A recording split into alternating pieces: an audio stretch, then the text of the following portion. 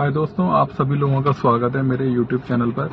दोस्तों, मेरा नाम कार्तिक गुप्ता है और नाम बता के खैर कुछ नहीं होगा। मैं आपको अपने वीडियो की जो हाइलाइट्स है वो थोड़ा पहले स्टार्टिंग में बता देता हूँ और फिर इस वीडियो को हम शुरू करते हैं।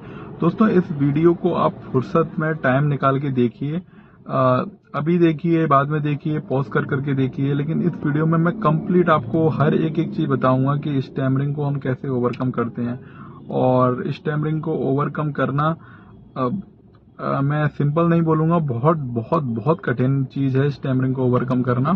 और लोगों के मन में जो स्टैमरिंग को लेके बहुत सारी कंफ्यूजन रहती है और इनफैक्ट स्टैमरिंग ओवरकम हो जाने के बावजूद भी कई लोगों के साथ जो सेटबैक होते हैं, सेटबैक इन द सेंस कि दोबारा से जब स्टैमरिंग लौट लौट के आती है तो उनका काफी माइंड खराब हो जाता है और वो जो पल आता है, वो जो मोमेंट्स आते हैं, उनको हमें कैसे हैंडल करना चाहिए, ये सब सारी चीजें मैं बताऊंगा।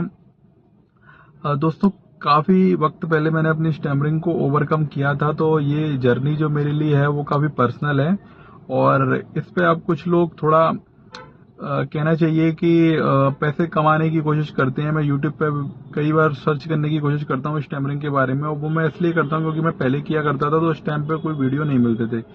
सिर्फ वो एक चैनल था सभी का मंगल, जिसपे हमारे अमित तिवारी वीडियो बनाते थे। तो मैं उस टाइम पे जब अपनी स्टैमरिंग ओवरकम कर रहा था तब मेरे को सिर्फ उनके वीडियो दिखा करते थे और किसी के वीडियो नहीं दिखा करते थे। और उनके भी वीडियो काफी उस टाइम पे ऐसे हुआ करते थे जो कि वो भी काफी उस टाइम पे अटक के बोला करते थे। अब तो वो काफी अच्छा बोलते हैं।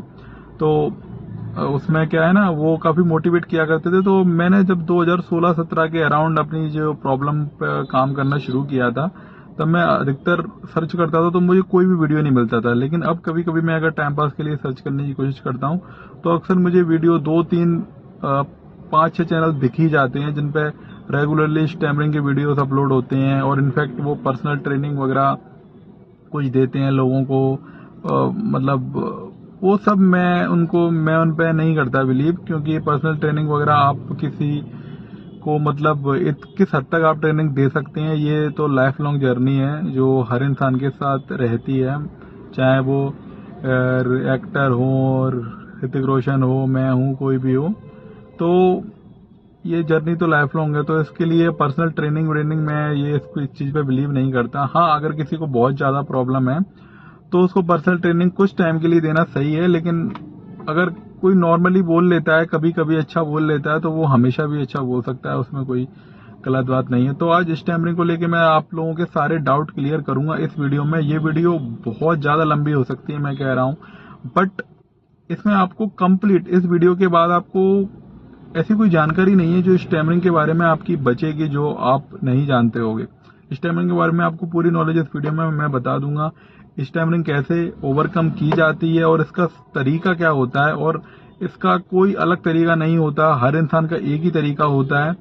बस हो सकता है कि उसकी जर्नी अलग हो, उसके जो रास्ता हो आगे बढ़ने का, लाइफ का, स्टैमरिंग का नहीं बात कर रहा, लाइफ का जो रास्ता है आगे बढ़ने का, उसका जो जॉब, उसका करियर है, वो अलग हो सकता है। लेकिन क्योंकि कई लोगों का क्या है ना, इसमें जॉब करियर में इसलिए ले आया बीच में क्योंकि कई लोगों का जॉब करियर वगैरह ऐसा रहता है कि उनका बोलने का काम बहुत कम पड़ता है, तो वो उनकी स्टैमरिंग की जर्नी थोड़ी अलग होती है। और कुछ लोगों का बोलने का काम बहुत ज्यादा पड़ता है, तो वो काफी जल्दी मतलब ओवरकम कर लेते हैं। इसमें तो मतलब ओवरऑल सब बता दूंगा इसमें मैं आज इस वीडियो में। और मैंने जो अपनी जर्नी में जो सीखा, जो अभी तक सीख रहा हूँ, ऐसी बात नहीं है कि स्टैमरिंग एक बार ओवरकम हो गई तो इसको हम एक सर्दी जुकाम के टैबलेट की तरह मान लें कि अब जो ओवरकम हो गई तो अब ये दोबारा लौट के नहीं आएगी। नहीं, ऐसा बिल्कुल भी नहीं होता। इनफैक्ट सेटबैक काफी होते हैं। इनफैक्ट मैंने जितना अपनी स्टैमरिंग को सही किया है, मैं चैलेंज के साथ कह सकता हूं कि इस दुनिया में ऐसा कोई स्टैमरर नहीं है। इंडिया तो दूर की बात है, इस पूरे वर्ल्ड में ऐसा कोई स्टैमरर नहीं है जिसने अपनी स्टैमरिंग को मेरे हद तक क्योर किया है या मेरे हद तक ओवरकम किया है। सॉरी, आप ये मेरी आवाज सुन के समझ ही पा रहे होंगे, मेरे आवाज में आपको कहीं भी कोई रुकावट या कहीं भी कुछ ऐसा दिख नहीं रहा होगा जिससे आपको पता चल रहा होगा कि मैं स्टैमरिंग कभी करता था। इनफैक्ट मैंने स्टैमरिंग को 100% ही ओवरकम कर लिया था अराउंड 2018 या 17 के लास्ट तक। तो बट अभी फिलहाल जो मैं अगर बात करूं तो 2018 के बाद मेरी जो कंडीशन थी वो ऐसी थी कि मैं 2-3 सालों तक काफी, इनफैक्ट 4 सालों तक बोलता रहा था कि मैं स्टेमिना को मैंने 100% ओवरकम कर लिया है, और ओवरकम कर लिया। देखो ओवरकम तो ये चलता है, ये चलता रहेगा, इसका कोई इलाज नहीं है भाई, है ना। तो वो सबके साथ होता है, ये काफी नॉर्मल है, इसको इतना माइंड करने की जरूरत भी नहीं है। इसको माइंड करते हैं ना तो हम थॉट में घूम जाते हैं। तो चलो अब टॉपिक पे आते हैं। हाँ, तो मैं ये कह रहा था कि हाँ 2017-18 के अराउंड मैंने अपनी स्टैमरिंग को ओवरकम 100% कर लिया था, और उस टाइम पे मैं लोगों से कहता था कि मैंने अपनी स्टैमरिंग को 100% ओवरकम कर लिया, और मैंने कर भी लिया था।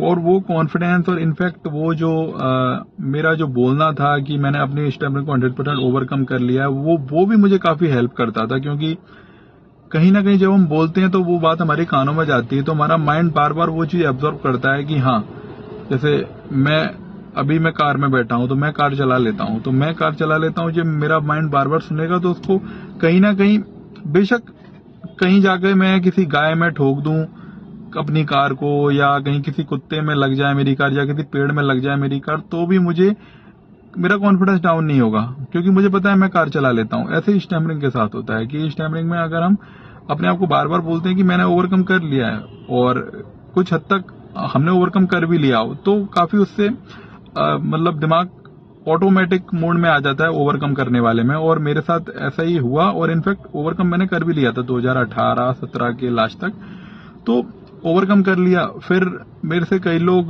इंसिस्ट करते थे कि आपने, जो लोग उस अराउंड मेरे कॉन्टेक्ट में थे, जो लोग अटक के बोलते थे, तो वो लोग मुझसे इंसिस्ट करते थे कि आप मुझे स्पीच ट्रेनिंग दो, ये दो वो दो। हालांकि मैं इस पे बिलीव नहीं करता हूं, और मैं नहीं करना चाहता था ये सारी चीजें, क्योंकि मेरा खुद का बिजनेस है, तो मैं अपना वो करता था, तो मेरे पे इतना टाइम भी नहीं था ये सब करने के लिए। लेकिन कुछ जो लोग मेरे क्लाइंट रहे थे उस टाइम पे, वो इनफैक्ट उनमें से कुछ तो मेरे आज की डेट में ऑलमोस्ट मैं उनको अपना छोटा भाई जैसा मानने लग गया हूं। तो उस टाइम पे क्या था, वो लोग मेरे से इंसिस्ट करते थे। मैंने उनसे कहा था कि देखो मैं आपकी ऐसे हेल्प कर दूंगा, मैं स्पीच ट्रेनिंग वगैरह नहीं दूंगा, लेकिन उन्होंने इंसिस्ट किया, तो मैंने कुछ लोगों को स्पीच ट्रेनिंग दी भी थी, और उनको भी काफी इम्प्रूवमेंट है। लेकिन फिर मैंने ये चीज छोड़ दी, क्योंकि मेरे पे एक तो टाइम नहीं था ये सब करने के लिए, और मैं कहीं ना कहीं नहीं करना चाहता था ये काम, क्योंकि स्टैमरिंग जो होती है ना, वो मैं लोगों को होप तो दे देता था कि मेरे जैसी मैं ओवरकम कर दूंगा, लेकिन उन लोगों पे काफी प्रेशर बढ़ जाता था, और जो प्रेशर उनको स्टैमरिंग ओवरकम करने में बहुत हेल्प करता था, लेकिन उनकी थोड़ा मुझे ऐसा लगता था कि वो बहुत प्रेशर ले जाते थे उस चीज का। क्योंकि कहीं ना कहीं जब हम ट्रेनिंग करवाते हैं किसी को, तो हम उससे एक पर्टिकुलर पीरियड के लिए फीस लेते हैं, और पर्टिकुलर वो लेना भी चाहिए। देखो ट्रेनिंग आप दोगे या मैं दूंगा किसी को, तो मेरा टाइम फालतू तो है नहीं, या किसी और का टाइम फालतू नहीं है। तो जो ट्रेनिंग देते हैं और फीस लेते हैं उसके बदले, तो वो कोई गलत नहीं करते देखो मेरे हिसाब से। क्योंकि मैं आज यूट्यूब पे आज वीडियो डाल रहा हूँ, ये तो मैं नॉर्मली डाल दूं तो ठीक है, लेकिन अगर मैं ट्रेनिंग दूंगा किसी को पर्सनल स्पेस में उसकी, तो मेरा फीस लेना बनता है। तो मेरा फीस लेना उस टाइम पे भी बनता था, तो मैंने उससे ज्यादा नहीं, उनके हिसाब से ली थी। किसी की स्थिति सही नहीं थी तो उससे बहुत कम ले ली थी मैंने फीस। तो मैंने उनसे ली फीस, मैंने उनको होप दी, और मैंने उनको प्रैक्टिस करवाई। लेकिन ये इसमें क्या है ना, प्रैक्टिस कंटिन्यूस करनी पड़ती है, 1-1.5 साल तक तो हमें कंटिन्यू प्रैक्टिस रखनी पड़ती है, चेंज कर करके रखनी पड़ती है, लेकिन रखनी पड़ती है। तो इस वजह से होता ये था कि जैसे कि फॉर एग्जांपल मैंने किसी से कुछ 25 दिनों के लिए ट्रेनिंग के लिए मैंने किसी को क्लाइंट को बोला, और उसने मुझे पैसे दिए, और मैंने उसको 25 दिन की ट्रेनिंग दी। तो उसमें फिर होता ये था कि वो 25 दिन काफी प्रेशर में रहता था, क्योंकि उसको लगता था कि अब 20 दिन हो गए, 5 दिन बचे हैं, मुझे अब जल्द से जल्द करना है। और वो भी प्रेशर ले जाता था, क्योंकि मैं भी उससे बोलता था आप ऐसे करो वैसे करो, क्योंकि मुझे भी लगता था, मैं भी चाहता था कि कोई भी तरीका मैं जो बताना चाहता हूँ वो 25 दिन से आगे नहीं जाए, बेचारे को इसको सारी चीजें मिल जाए 25 दिनों में ही। क्योंकि मोस्टली लोग स्टूडेंट्स रहते थे, उनके पास पैसे तो रहते नहीं थे, फिर भी वो कहीं ना कहीं से अपने दोस्त वगैरह से अरेंज करके देते थे मुझे। तो मुझे भी लगता था कि मैं आगे नहीं बढ़ाऊं ज्यादा 25 दिन से आगे, तो मैं उन्हें उन्हीं दिनों में ट्रेनिंग देने की कोशिश करता था। तो फिर उन पे काफी प्रेशर बढ़ जाता था इस चीज का, क्योंकि उनको लगता था कि 25 दिन 5 दिन बचेंगे, 4 दिन बचेंगे। तो वो फिर मेरे पास भी टाइम की कमी थी, तो उन लोगों को, जितने लोगों को, 2-3 लोगों को, 4 लोगों को मैंने ट्रेनिंग दी, स्पीच ट्रेनिंग, शायद 7 या 8 हो गए थे हाँ मे बी। तो बट उसके बाद मैंने कोई ट्रेनिंग नहीं दी लोगों को, लेकिन मैं आपको अपनी जर्नी बता रहा हूँ। मैंने उस टाइम पे ओवरकम कर लिया था अपनी स्टैमरिंग को, तो मैं ट्रेनिंग देने लगा था 2018-19 अराउंड। कुछ कोविड के टाइम पे भी थोड़ा बहुत दिया है मैंने 20 में, लेकिन 2021 से 2022 से फिर मैं अपनी लैब में हो गया फिर बिजी। उस टाइम तक भी मेरी स्टैमरिंग 100% ओवरकम थी। अब थी मैं क्यों बोल रहा हूँ, आपको लग रहा होगा कि क्या मेरी स्टैमरिंग आज 100% ओवरकम नहीं है, तो मैं बोलूंगा नहीं है। रीजन इसका ये है कि जब मैंने 3-4 साल 5 साल के लिए स्टैमरिंग 100% ओवरकम कर ली थी, और मैं कह रहा था कि मैंने स्टैमरिंग 100% ओवरकम कर ली थी, तो मुझे मेंटल हेल्थ इश्यू होने लगे थे, जो कि एक मैं बहुत अहम बात करने जा रहा हूं, जो कि आप में तो कुछ लोगों को हो भी रहे होंगे, लेकिन वो जानते भी नहीं होंगे कि उनको मेंटल हेल्थ इश्यू हो रहे हैं। इसमें क्या होता था कि एक एंटीसिपेटरी एंजाइटी होती है इसमें, जो हम अक्सर स्टैमरिंग करने वाले लोग, इनफैक्ट जो ओवरकम कर चुके हैं वो लोग फेस करते हैं इस चीज को, कि उनको कभी किसी से बोलने जाना होता है तो वो सोचना नहीं चाहते, लेकिन तो भी बोलने से पहले सोचते हैं वो, और बोलने से पहले वो ऑटोमेटिक उनकी सोच चलती रहती है। बेशक वो ड्राइव करते हैं या वो कुछ भी करते हैं, उनकी सोच चलती रहती है, और ये सोच अच्छी नहीं है। इससे हमारा माइंड कंटिन्यूस फाइट और फ्लाइट रेस्पॉन्स में रहता है। इनफैक्ट एक्टर ऋतिक रोशन ने भी ये बात एक बार बोला था कि वो फिल्मों में काम कर रहे थे, सब कर रहे थे, अच्छा बोल रहे थे, अवार्ड शो होस्ट कर रहे थे, अवार्ड शो में बोल रहे थे, लेकिन फिर भी उन्होंने अपनी लाइफ में 15 से लेकर 35 साल की उम्र तक फाइट और फ्लाइट रेस्पॉन्स को फेस किया है। और फाइट और फ्लाइट रेस्पॉन्स में ये होता है कि कई बार इंसान बोल तो अच्छा लेता है, लेकिन उससे हमेशा एक बेचैनी सी रहती है, उसको एक राहत नहीं मिलती, हमेशा उसको बेचैनी लगी रहती है कि कब, मतलब उसको एक बोलना एक काम सा लगता रहता है हमेशा, कि अगर उस पर कोई बोलने का काम आएगा तो उसको ये लगेगा कि मैं जल्द से जल्द अपनी एक ये जिम्मेदारी पूरी कर दूं, कहीं जाके बोलने का अगर उसको काम आएगा तो वो चीज थोड़ा अच्छी नहीं है उसके लिए, कि मतलब हेल्थ के लिए भी अच्छी नहीं है, क्योंकि हमेशा फाइट और फ्लाइट रेस्पॉन्स में अगर हम रहेंगे तो हमारे जो कोर्टिसोल हार्मोन होता है, जो स्ट्रेस हार्मोन, वो स्टिमुलेट होता रहता है और वो रिलीज होता रहता है, तो फिर ऐसा हो जाता है कई बार कि हमको चैन नहीं पा पाते हैं हम, तो वो गलत है। तो मेरे साथ भी यही हुआ, मुझे एंजाइटी हो गई, मुझे एंजाइटी सबसे ज्यादा हुई 2022 में, 2023 में।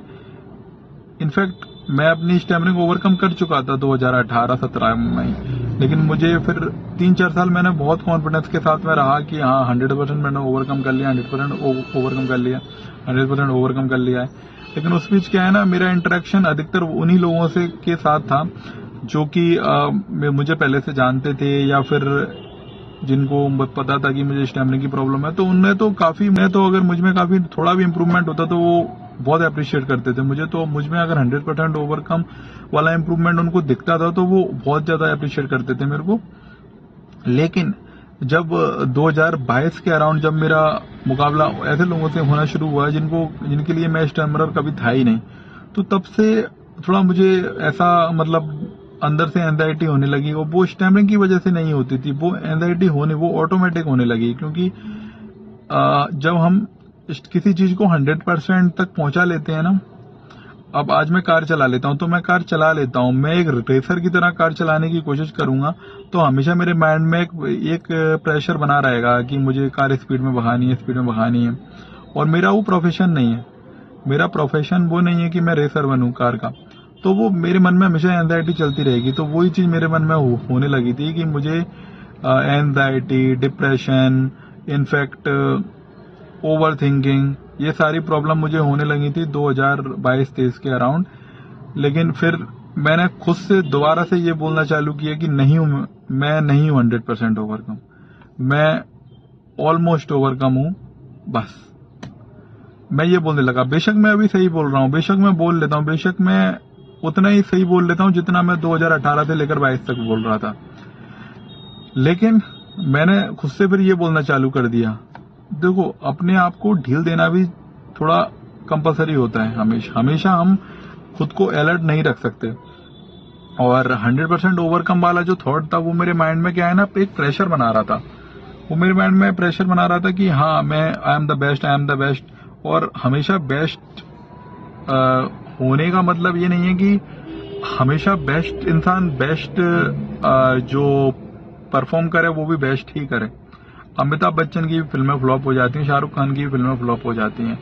तो फेल्यूर सबके साथ होती है और फेल्यूर होना जरूरी भी है, उससे कुछ ना कुछ सीखने को मिलता है। लेकिन अगर वो एक फेल्यूर होने पर वो लोग अगर हार मान जाएंगे या वो एक फेल्यूर से अगर डरने लगेंगे तो फिर कैसे काम चलेगा। तो वो फेल्यूर से डरते नहीं है, वो फेल्यूर का मुकाबला करते हैं। अगर फेल्यूर से आप डरने लगोगे तो फेल्यूर से आप मुकाबला करना ही छोड़ दोगे। तो वो ही मेरे साथ होने लगा था। स्टैमरिंग नहीं होती थी, बिल्कुल नहीं होती थी, किसी को पता भी नहीं चलता था। लेकिन कहीं कहीं जगह पर मैं इतना मतलब मुझे अंदर से हमेशा मेरे माइंड में थिंकिंग चलती रहती थी। इस वजह से मैं सिचुएशंस को, कंडीशंस को, चैलेंजेस को अवॉइड करने लगा था, और वो भी बिना किसी रीजन के, क्योंकि स्टैमरिंग जैसी चीज अब कोई रह नहीं गई थी मेरी लाइफ में। फिर भी तो मैंने फिर धीरे धीरे फिर मैंने एक साइकोलॉजिस्ट को मतलब खुद को दिखाया। तो उससे मुझे पता चला, उसने मुझे बताया कि आपको एंटीसिपेटरी एंजाइटी है। तो तब मुझे पता चला कि अच्छा ये प्रॉब्लम मुझे अब दूसरी हो गई है। तो इस वजह से मैं सभी से ये बोलूंगा कि जो लोग 100% ओवरकम करने के पीछे भाग रहे हैं वो नहीं भागें। Don't try to be mister perfect, it is okay to be mister confident. और स्टैमरिंग, अब मैं अपनी जर्नी जब बता रहा था तो मैंने बताया कि हाँ 2022 से मुझे एंजाइटी वगैरह होने लगी थी। तो मैंने फिर खुद को स्वीकार कर लिया कि हाँ मैं स्टैमरर हूँ। बेशक मैं नहीं हूँ, लेकिन मैंने मान लिया कि मैं स्टैमरर हूँ। फिर मैंने काफी सारी इसके बारे में रिसर्च करी, तो मुझे पता चला कि देखो स्टैमरिंग जो है ना, वो अगर हम ये कहें कि जो लोग स्टैमरिंग को ओवरकम कर चुके हैं वो लोग स्टैमरर की कैटेगरी में नहीं आते। अब मैं हाँ चलो उसी टॉपिक पे आता हूँ। कुछ लोगों को बड़ी कंफ्यूजन रहती है। अगर आप देखो, ये जो पूरा कंप्लीट वीडियो मैं काफी लंबा बनाऊंगा। अगर आप वो करना चाहते हो कि मतलब इसको टॉपिक वाइज टॉपिक देखना चाहते हो तो मैं कुछ हाइलाइट्स के पॉइंट भी अपने डिस्क्रिप्शन बॉक्स में लिख दूंगा, तो आप उसी पॉइंट पे पहुंच जाइए बिल्कुल। तो अभी जैसे टॉपिक ये है कि मैं अब स्टैमरिंग को लेकर जो कंफ्यूजन है उसके बारे में बताने जा रहा हूँ। कि कुछ लोगों का कहना रहता है कि जो लोग अपनी स्टैमरिंग को ओवरकम कर चुके हैं, काफी मैंने यूट्यूब पे कमेंट वगैरह लोगों के देखे हैं, कि उन लोगों का कहना ये रहता है कि जो लोग अपनी स्टैमरिंग को ओवरकम कर चुके हैं वो लोग स्टैमरर की कैटेगरी में नहीं आते। तो ऐसा गलत है। स्टैमरिंग को कोई इंसान कितनी भी ओवरकम कर ले वो स्टैमरर की कैटेगरी में ही आता है।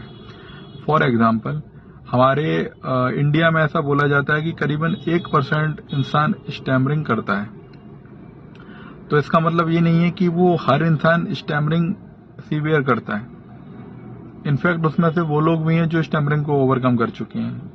एग्जाम्पल के लिए, अगर हम बॉलीवुड एक्टर ऋतिक रोशन को या फिर बॉलीवुड एक्टर सूरज पंचोली जिन्होंने स्टैमरिंग पे काम किया है, शरद केलकर, और आप लोग काफी एक और सेलिब्रिटी को जानते होंगे जिनका नाम है पारस छाबड़ा, जो बिग बॉस सीजन 13 में आए थे। और कुछ मैं नाम अगर और लूंगा यूट्यूबर और इन्फ्लुएंसर का, तो भुवन बाम ने भी स्टैमरिंग पे अपने काम किया है, अभी भी कर रहे हैं। तो ये सब लोग, अगर मैं बोलूं तो ये सब लोग आज भी स्टैमरर की कैटेगरी में ही आते हैं। क्योंकि कुछ लोगों के साथ मैंने बातें की हैं, इनफैक्ट कुछ लोग कमेंट में एक दूसरे से झगड़ा करते रहते हैं। उनका कहना ये रहता है कि अगर कोई बंदा अगर स्टैमरिंग करता है और वो कहता है, कमेंट वगैरह की बात कर रहा हूँ, कोई बंदा स्टैमरिंग करता है वो कहता है कि देखो मैं इतना ओवरकम हो गया, या मैं अब कुछ करूंगा लाइफ में बड़ा, या कुछ ऐसा वैसा, तो लोग उसका जवाब देते हुए कह देते हैं, अरे भाई तू अगर ऋतिक रोशन से कंपेयर कर रहा हो या शरद केलकर से कंपेयर कर रहा हो, तो भाई उन्होंने अपनी स्टैमरिंग को ओवरकम कर लिया था और वो ओवरकम है, वो टेक्निकली वो स्टैमरर नहीं है अभी। तो मैं आपको बता दूं कि ऐसा नहीं है, वो स्टैमरर ही है। इनफैक्ट मैं भी, जो इंसान जिसको भी अपने लाइफ में कभी स्टैमरिंग रही है वो स्टैमरर की कैटेगरी में आता है। तो जो 1% जो इंडिया की पॉपुलेशन जो स्टैमरिंग करती है उसमें मैं भी आता हूँ, ऋतिक रोशन भी आता है, जो लोग बहुत ज्यादा स्टैमरिंग करते हैं वो भी आते हैं, शरद केलकर सर भी आते हैं जो एक्टर हैं, और पारस छाबड़ा भी आते हैं, मतलब, और भुवन बाम भी आते हैं। तो ये सब स्टैमरर की कैटेगरी में आते हैं। तो स्टैमरिंग कंट्रोल की जा सकती है, ओवरकम की जा सकती है, बट क्योर नहीं की जा सकती, क्योंकि क्योर करने के वाली ये प्रॉब्लम नहीं है। ठीक है, तो अब आपको शायद ये चीज़ समझ में आ गई होगी कि जो 1% की कैटेगरी है वो उसमें सभी आते हैं, ये लोग भी आते हैं। तो आप अगर कितनी भी स्टैमरिंग को अगर आप ओवरकम कर चुके हैं या करने की सोच रहे हैं तो भी आप स्टैमरर की कैटेगरी में आएंगे। आप 1% जो पॉपुलेशन है उसमें कैलकुलेट होगे। अब दूसरा सवाल आप लोगों के मन में अधिकतर ये आता है, उस पर भी मैं आंसर देने जा रहा हूँ कि जो स्टैमरिंग को ओवरकम करने के लिए टेक्निक कौन सबसे ज़्यादा इफेक्टिव है। तो ये एक बहुत अच्छा क्वेश्चन है। स्टैमरिंग में देखो, टेक्निक सबसे ज़्यादा काम जो करती है स्टैमरिंग में, वो टेक्निक करती है। टेक्निक में हम अगर सबसे ज़्यादा इफेक्टिवनेस की बात करें तो सबसे ज़्यादा जो इफेक्टिव टेक्निक है वो है एयर फ्लो टेक्निक। ये मैं आपको अपने पर्सनल एक्सपीरियंस से भी बता रहा हूँ। और अगर हम साइंटिफिक रिसर्च की बात करें और सारी जो लोगों का पर्सनल एक्सपीरियंस है उसकी बात करें तो उन सब के अकॉर्डिंग भी जो एयर फ्लो टेक्निक है वो सबसे ज़्यादा वर्क करती है। और सबसे ज़्यादा कहना चाहिए जो एक स्टैमरर को एक नॉन स्टैमरर बनाने में जो सबसे ज़्यादा जो इफेक्टिव टेक्निक है वो एयर फ्लो टेक्निक है। इनफैक्ट नॉन स्टैमरर का मतलब आप फिर वहां मत ले जाइए कि आप 1% की कैटेगरी में नहीं आओगे। मतलब मेरा मतलब ये है कि जिस हद तक स्टैमरिंग को ओवरकम किया जा सकता है उस हद तक आपको पहुंचने के लिए जो टेक्निक के सारे अगर आप पहुंचना चाहते हो तो सबसे ज्यादा effective technique air flow technique है। सेकंड, अगर हम टेक्निक की बात करें तो अगर हम बोलें तो प्रोलोंगेशन टेक्निक काफी इफेक्टिव है सेकंड नंबर पर। लेकिन प्रोलोंगेशन टेक्निक के साथ थोड़ा एक डिमेरिट ये है कि प्रोलोंगेशन टेक्निक का सबका अपना अपना रहता है। कोई इसको अच्छे से यूज नहीं कर पाता, कोई बहुत ज्यादा इसको स्ट्रेच करके यूज कर देता है, तो ये कभी कभी थोड़ी ऑकवर्ड लग सकती है। लेकिन जो सेकंड नंबर पे इफेक्टिव है ये, इनफैक्ट ये जो प्रोलोंगेशन टेक्निक है वो उन्हीं के लिए इफेक्टिव नहीं है जिनको स्टैमरिंग की प्रॉब्लम है। ये उन लोगों के लिए भी इफेक्टिव है जो लोग थोड़ा फास्ट बोलते हैं या जिन लोगों के वर्ड्स लोगों को समझ नहीं आते, बहुत मिक्स करके वर्ड्स को बोलते हैं। तो ये दो टेक्निक सबसे ज्यादा इफेक्टिव हैं। अगर हम टेक्निकल वाली टेक्निक की बात करें, जो टेक्निक स्पीच थेरेपिस्ट के द्वारा या फिर स्पीच लैंग्वेज पैथोलॉजिस्ट के द्वारा बनाई गई हैं, अगर हम उनकी बात करें तो। और एक थर्ड नंबर पे जो टेक्निक है जिसका मैं नाम भूल गया था एकदम से, फर्स्ट नंबर पे मुझे उसका लेना चाहिए था नाम, वो है बाउंसिंग टेक्निक। वो भी बहुत इफेक्टिव टेक्निक है। बाउंसिंग टेक्निक और एयर फ्लो टेक्निक को हम आसपास ही रख सकते हैं। मतलब किसी किसी के केस में बाउंसिंग टेक्निक हम फर्स्ट पे रखेंगे जिसको माइंड से संबंधित स्टैमरिंग होती है। फॉर एग्जांपल जिसको साइकोलॉजिकल स्टैमरिंग ज्यादा रहती है, उस केस में हम बाउंसिंग टेक्निक को ऊपर रखेंगे। और उनमें उस केस में भी रखेंगे जिनको थोड़ा वर्ड्स का प्रॉब्लम रहता है कि मुझे इस पे प्रॉब्लम होती है, इस पे प्रॉब्लम होती है। हालांकि ऐसा कुछ कभी होता नहीं है, कोई वर्ड्स पे प्रॉब्लम नहीं होती। ये भी हमारा एक हम बना लेते हैं ये फियर भी, लेकिन बना लेते हैं तो ऐसे ही हम स्टैमरिंग भी बना लेते हैं, मैं मानता हूं। और स्टैमरिंग भी कोई ऐसा रियलिटी नहीं है। तो लेकिन अगर हम बना भी लेते हैं, अगर स्टैमरिंग को हम सच्चाई रियलिटी मानते हैं तो हमें उनको भी रियलिटी मानना पड़ेगा जिन वर्ड्स को हम मान लेते हैं कि इन वर्ड्स पर प्रॉब्लम होती है। तो अगर उन वर्ड्स को अगर रियलिटी मान भी लेते हैं,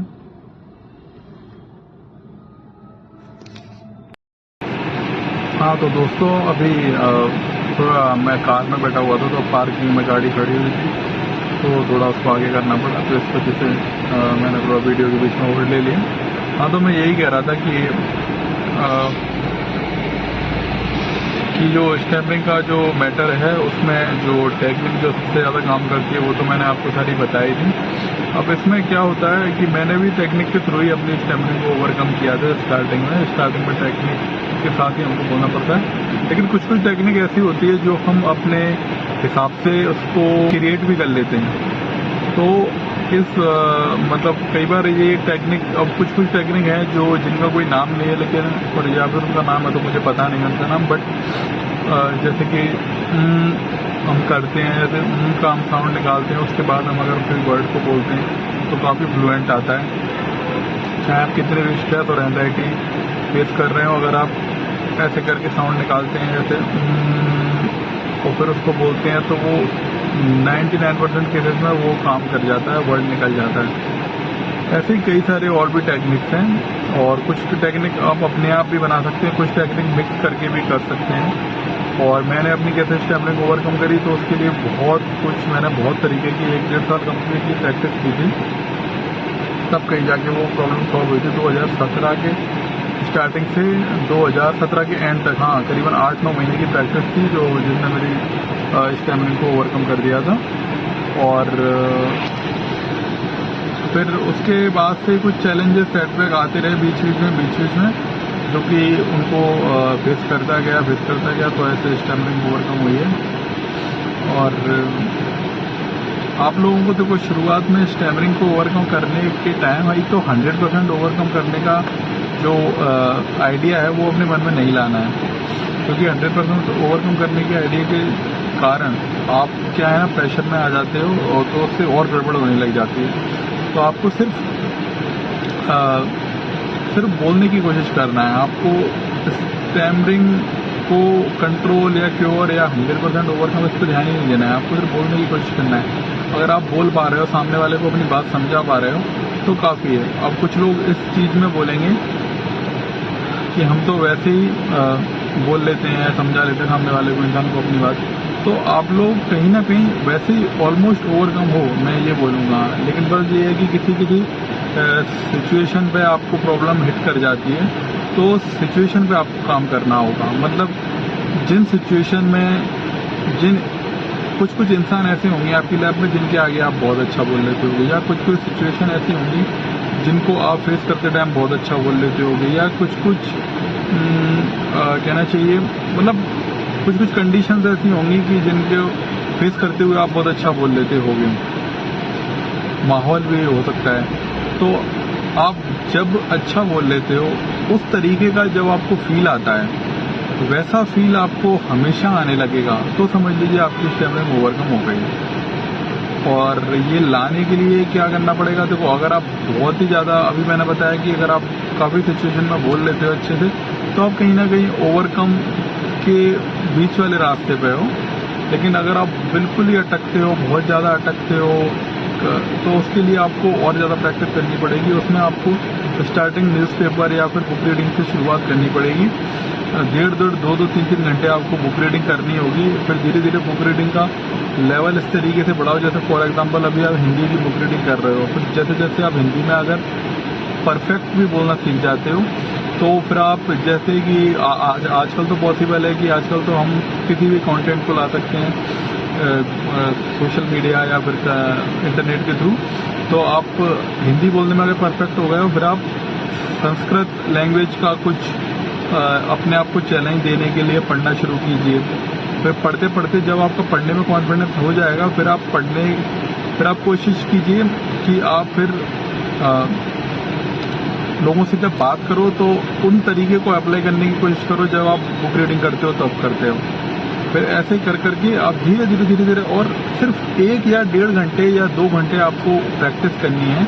उसके अलावा आपको अपनी लाइफ जीनी है, आपको भूल जाना है आप जैसे पहले जिंदगी जी रहे थे, अभी जी रहे हो वैसे जीते रहो, कोई प्रॉब्लम नहीं, ठीक है। और स्टैमरिंग से रिलेटेड मैं आपको कुछ बातें ऐसी बताऊंगा जो आपका डर भी खत्म करेंगी और स्टैमरिंग को लेकर जो आपकी इनसिक्योरिटीज है वो भी खत्म करेंगी। और कहीं ना कहीं उस चीज को जानने से आपकी स्टैमरिंग में और ज़्यादा थोड़ा आपको कंट्रोल और ज़्यादा आपको ओवरकम करने में आपको मदद मिलेगी। एक तो ये कि अपने ये मन से निकाल दीजिए कि आप स्टैमरिंग करोगे तो लोग आपको बहुत कमज़ोर या फिर लोग आपको बहुत, कहना चाहिए, अच्छा नहीं समझेंगे। ऐसा बिल्कुल भी नहीं है, ऐसा बिल्कुल सच्चाई है ही नहीं इस चीज़ में। स्टैमरिंग करने से लोगों को कोई भी फर्क नहीं पड़ता है लोगों के। अगर आप स्टैमरिंग करते हुए भी लोगों से बात करेंगे ना, अगर स्टैमरिंग इतनी बड़ी चीज़ है ना, तो लोगों को याद रहेगी आपकी लाइफ टाइम की आप स्टैमरिंग करते थे। लेकिन लोगों को याद तक नहीं रहता है आगे जाके कि आपको कभी स्टैमरिंग थी। लोग बिल्कुल उस तरीके से भूल जाते हैं, जैसे फॉर एग्जाम्पल आपके फेस पर कोई एक्ने या कोई पिंपल हो रहा है, लेकिन आगे आपका कोई दोस्त मिलेगा तो वो आपसे क्वेश्चन नहीं करेगा कि आपके जो एक्ने या जो पिंपल आपके हो रहा था वो कहाँ गया, क्योंकि सबको पता है कि ये एक टेम्परेरी चीज़ है, ये कभी भी किसी की भी ठीक हो सकती है। तो इसी तरीके से स्टैमरिंग अगर आप किसी के आगे बहुत ज़्यादा भी कर जाते हो ना, तो भी अपना कॉन्फिडेंस डाउन मत किया कीजिए। ना आप स्टैमरिंग करते टाइम बेकार लगते हो, ना आप स्टैमरिंग की वजह से कोई आपको गलत या फिर बेकार समझता है, और ना और आजकल तो ऐसा जमाना आ गया है कि आजकल तो ज़्यादा कोई किसी का मजाक भी नहीं बनाता है स्टैमरिंग करने वाले का। अगर आप बहुत ज़्यादा स्टैमरिंग करके भी किसी भी इंसान से कुछ भी बात कर रहे हैं, मतलब लोगों को कोई मतलब नहीं है आजकल के टाइम में। मैं अपना अगर टाइम बताऊंगा स्कूल वगैरह का, तो उस टाइम पे ये चीज़ें थी स्कूल या कॉलेज का कि हाँ, कॉलेज में तो मेरी काफ़ी हद तक ओवरकम हो गई थी, बट स्कूल के जो 9, 10, 11, 12 के टाइम पे ऐसा माहौल था कि लोग नकल करते थे, लोगों का मजाक बनाते थे। लेकिन आजकल ऐसा माहौल नहीं है। फिर भी अगर कोई मिलता भी है तो उसको इग्नोर करो। देखो, स्टैमरिंग करने वाले इंसान को या स्टैमरिंग ओवरकम करने के बाद भी आपको ये मन में एक बात और बैठानी होगी कि लोग हमारे बारे में क्या सोचते हैं। इस चीज़ को आप बिल्कुल भूल जाइए। मैं ओवरकम कर चुका हूँ प्रॉब्लम को अपनी, लेकिन तो भी मैं नहीं सोचता कि मैं लोग मेरे बारे में क्या सोच रहे हैं। अगर आज मैं कार के अंदर वीडियो बना रहा हूँ, अगर मेरे से कोई रोड पर भी वीडियो बनाने की बोलेगा तो मुझे कोई शर्म नहीं आएगी इसमें। तो ये सोचिए, तो इससे आपकी काफ़ी हद तक आपकी मन में जो दीवार होती है डर की, वो वैसे भी हट जाती है। और मैं दूसरी बात ये बताई कि ये मत मानिए कि स्टैमरिंग करते टाइम आप बहुत ज़्यादा बेकार लगते हो, बहुत ज़्यादा बदसूरत लगते हो, या बहुत ज़्यादा लोग आपको नापसंद करने लगेंगे स्टैमरिंग अगर आप कर जाओगे तो ऐसा बिल्कुल भी नहीं है। इवन मैं आपको बताऊं कि स्टैमरिंग करने वाले लोगों के कंपेयर में जो आम लोग होते हैं वो अनअट्रैक्टिव लगते हैं। मैं आपको सीरियसली ये बात बता रहा हूँ। स्टैमरिंग करने वाले लोग इसलिए अट्रैक्टिव लगते हैं उनके कंपेयर में, क्योंकि उनकी एक अलग पर्सनैलिटी दिख के आती है। अब इस बात में आपको बड़ा अटपटा लग रहा होगा, लेकिन ये रियलिटी है, ये आप कभी आजमा लेना। क्या है ना, आजकल के टाइम में अगर मैं आपसे हिंदी में बात कर रहा हूँ तो आप समझ पा रहे हो, मैं इंग्लिश में भी बात करूँ तो भी आप समझ पाओगे। मतलब हिंदी इंग्लिश कोई स्पेशल नहीं रह गई है हम लोगों के लिए। अब ऐसी बहुत सारी चीज़ें जो कुछ स्पेशल नहीं रह गई हैं, तो लोगों को हटके दिखने के लिए कुछ ना कुछ एक्स्ट्रा करना पड़ता है। लोग आजकल देखा होगा सोशल मीडिया पे अपने आप को हाईलाइट करने के लिए कितने सारे उल्टे सीधे हरकतें करते हैं, सिर्फ इस वजह से कि वो लोगों को याद रहें, लोग उनको अलग तरीके से देखें। वरना इतनी पॉपुलेशन है, लोग किसी को याद ही नहीं रखते हैं। और स्टैमरिंग करने वाले इंसान को नॉर्मली ही ये फायदा मिल जाता है कि लोग उन्हें याद रखते हैं। उनकी पर्सनैलिटी कुछ हटके दिखकर आती है और लोगों के कंपेयर में, क्योंकि अगर वो हकलाते हुए भी लोग उनको जब देखते हैं ना, तो वो धीरे धीरे किसी में सिंपैथी जाग जाती है, या कोई सोचता है कि मतलब लोग आपको नोटिस करते हैं। और अगर आप अच्छे से बोलेंगे ना, तो हो सकता है लोग आपको नोटिस भी ना करें, बिल्कुल ध्यान ही ना दें, क्योंकि अच्छे से बोलने वालों की तो कोई कमी है नहीं। बहुत लोग हैं जो बहुत अच्छे से बोलते हैं। तो और मैंने काफ़ी सारी बुक्स भी पढ़ी हैं, उसमें मैंने ये बाकायदा देखा भी है कि जो इम्परफेक्शन होते हैं वो ज़्यादा अट्रैक्टिव लगते हैं एज कम्पेयर टू परफेक्शन। तो ये बात हमेशा याद में रखिए। तो आप इससे आपकी स्टैमरिंग को आपको हल्का बनाने में बहुत आसानी होगी। और वीडियो काफ़ी लंबी हो गई है और मुझे कहीं जाना भी है, तो आप इस वीडियो को ज़्यादा से ज़्यादा शेयर कीजिए। मैं आगे भी ऐसी लंबी चौड़ी बातें करूँगा स्टैमरिंग के बारे में, जो आपको स्टैमरिंग को बहुत हल्का फील करवाएगी स्टैमरिंग को लेकर।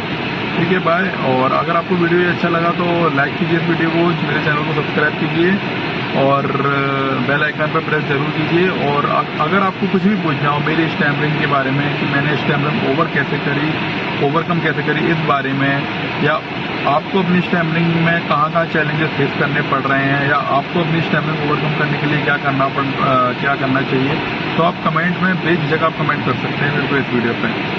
Thank you for watching my video.